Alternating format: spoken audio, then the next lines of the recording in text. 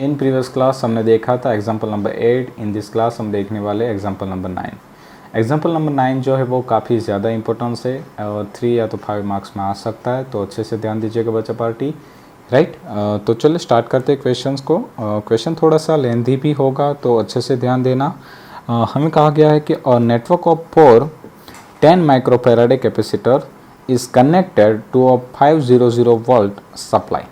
मतलब कि जैसे कि हमें ड्राइंग में दिखाया गया, हमारे पास टोटल 4 कैपेसिटर है और उन चारों के चारों जो कैपेसिटर है उनका कैपेसिटेंस सेम है 10 माइक्रोफैराड है, और उनको एक 500 वोल्ट की पावर सप्लाई के साथ इस कॉम्बिनेशंस में जोड़ा गया है। ठीक है, जिसमें हम नोट कर सकते हैं कि ये जो capacitor C1, C2 and C3 है वो सीरीज कॉम्बिनेशंस में है C4 के साथ, और C4 को भी पैरेलल में वोल्टेज दिया गया है 500 वोल्ट। Right, okay.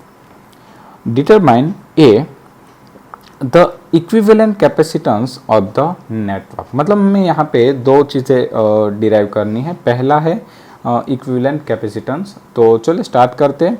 बच्चा पार्टी मैं आपको लास्ट में इसकी एक शॉर्टकट मेथड भी सिखा दूंगा जो आपको काफ़ी यूज़फुल होगी एंट्रेंस लेवल पे। राइट, बट आप उसे यहाँ यूज़ नहीं कर सकते। हाँ, चेक करने के लिए यूज़ कर सकते हैं बट कैलकुलेशन में यूज़ नहीं कर सकते क्योंकि वो काफ़ी शॉर्ट ट्रिक हो जाती है। ठीक है, चले तो पहला पॉइंट क्या है कि हमें इस जो पूरी सर्किट है उसका इक्विवेलेंट कैपेसिटेंस निकालना है। तो हम कैसे निकालेंगे, सबसे पहले नोट कर लीजिए कि इस ड्राइंग में जो हमें कैपेसिटर दिया है C1, C2 एंड C3, वो जो तीनों के तीनों है वो सीरीज कॉम्बिनेशन में। ठीक है, तो हम यहाँ पे नोट कर लेंगे शोन इन फिगर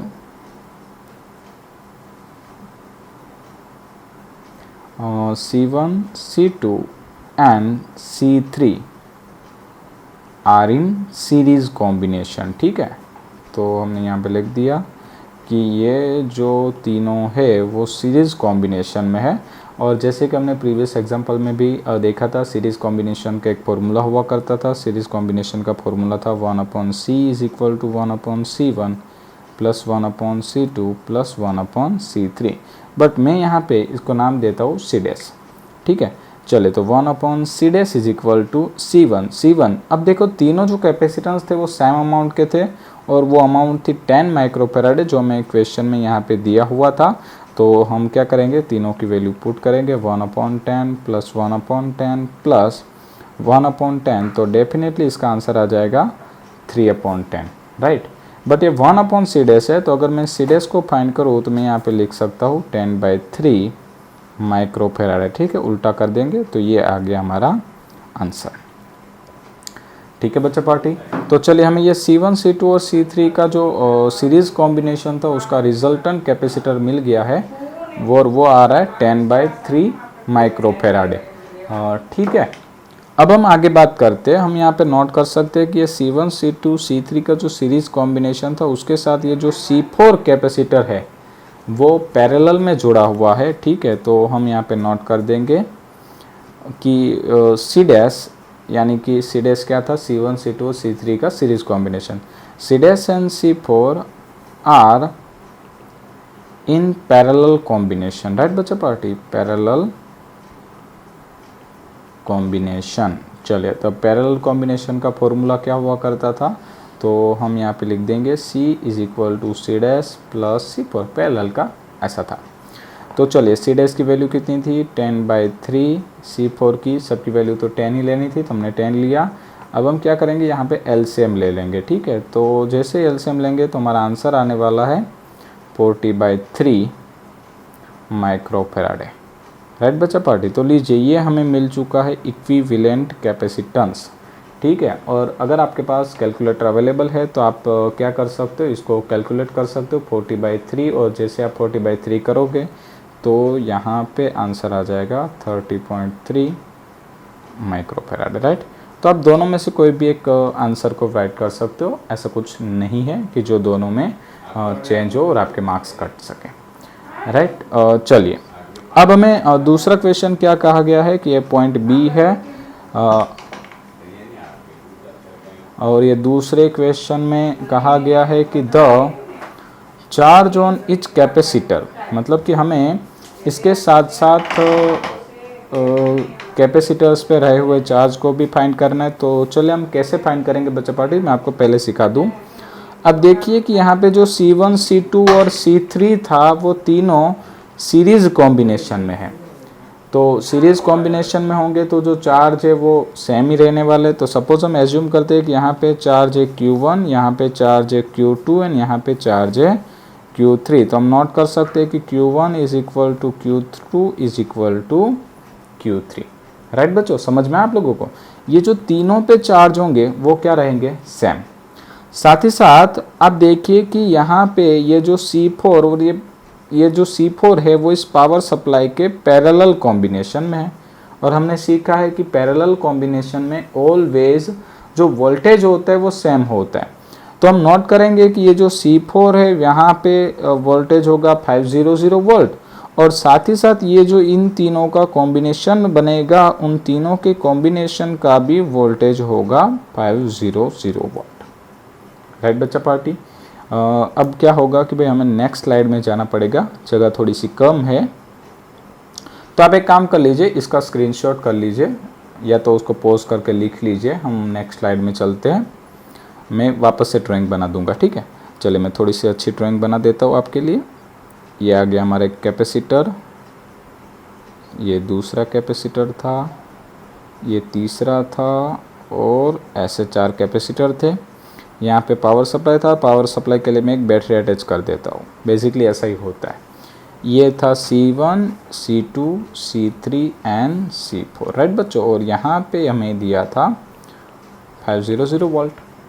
ठीक है, चलिए स्टार्ट करते हैं।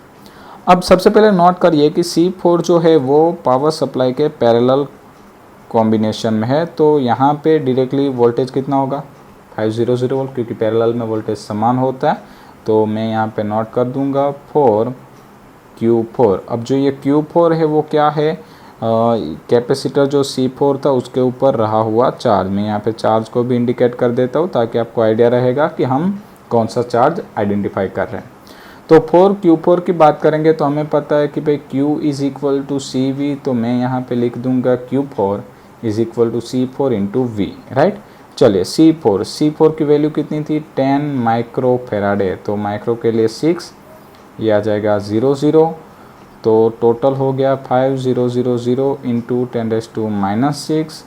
तो ये आ गया 5 इंटू 10⁻⁻3 कूलम। तो हम यहाँ पे नोट कर सकते हैं 5 माइक्रो कूलम। राइट बच्चा पार्टी?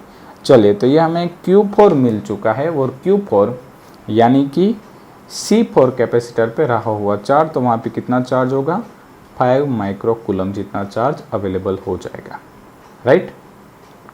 चलिए, सॉरी माइक्रो नहीं, 10⁻³ ही है, तो ये मिली कहलाता है। ठीक है ना, मिली कूलम लिखेंगे हम यहाँ पे, मिली कूलम जितना चार्ज अवेलेबल होगा। अब हम बात करेंगे for Q1, Q2 and Q3। तो जैसे कि मैंने बताया कि C1, C2 एंड C3 जो है वो सीरीज कॉम्बिनेशन में है, और सीरीज कॉम्बिनेशन में ऑलवेज चार्ज जो है वो सेम रहता है। तो हम यहाँ पे नोट कर सकते हैं Q1 is equal to Q2 is equal to Q3 is equal to Q। ठीक है, तो अगर हम Q को डिराइव कर लेंगे तो हमें Q1, Q2 और Q3 भी मिल जाएगा। ठीक है, तो चले कैसे करेंगे, तो आप नोट करिए कि ये जो तीनों है वो सीरीज कॉम्बिनेशन में। तो सीरीज कॉम्बिनेशन में क्या होता है, वोल्टेज जो है वो डिस्ट्रीब्यूट होता है। तो वहाँ पे टोटल वोल्टेज था 500 वोल्ट। तो हम मान लेते हैं कि कैपेसिटर जो C1 है वहाँ पे वोल्टेज गया V1, C2 पे गया V2 और C3 पे गया है V3। तो हम लिख सकते हैं कि टोटल वोल्टेज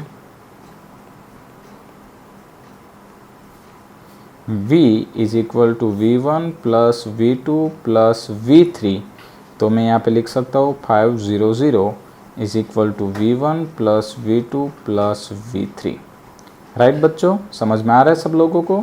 चलिए, अब V1 की बारी है। V1 कैसे लाएंगे, तो अभी हमने यहाँ फॉर्मूला देखा था, देखो आप, Q बराबर CV। तो V बराबर क्या होगा, Q by C। Right, that's great, Q by C। But V1 की बात करेंगे तो V1 is equal to Q1 by C1। चलो मैं एक स्टेप बढ़ा देता हूँ ताकि आपको अच्छे से समझ में आए। तो यहाँ पे होगा Q2 by C2 and Q3 by C3। Right, अब देखिए Q1 इज इक्वल टू क्या था, Q। Q2 इक्वल टू भी Q रखेंगे, Q3 इज इक्वल टू भी Q ही रखेंगे, तो ये हो जाएगा 500 is equal to Q by C कितना था 10 micro plus Q 10 micro plus Q 10 micro, तो ये टोटल हो जाएगा 500 is equal to 3Q by 10 micro. ठीक है, माइक्रो मैंने लिख दिया है। अब हमें Q को सब्जेक्ट बना लेते, तो हम यहाँ आ जाते, तो हम यहाँ पे लिखेंगे 3Q is equal to 500 into 10 micro, तो Q is equal to 500 into micro यानी 10 की पावर -6 डिवाइड बाई 3। राइट बच्चा पार्टी, तो चलिए फटाफट से आप इसकी कैलकुलेशन कुछ ऐसे भी कर सकते हो, 5/3 इंटू 10⁻⁻3, और जैसे आप 5/3 करोगे आपको आंसर मिलेगा 1.7 राइट इंटू 10⁻³ कूलम, या तो आप ऐसा भी लिख सकते हो 1.7 मिली कूलम। राइट, काफ़ी इजी है। तो देखो यहाँ पे हमें Q1 is equal to Q2 is equal to Q3 is equal to answer मिल चुका है 1.7 मिली कूलम। राइट बच्चों, तो ये हमें जो हमारे 4 कैपेसिटर्स थे C1, C2, C3 and C4, तो सभी पे चार्ज मिल चुके हैं।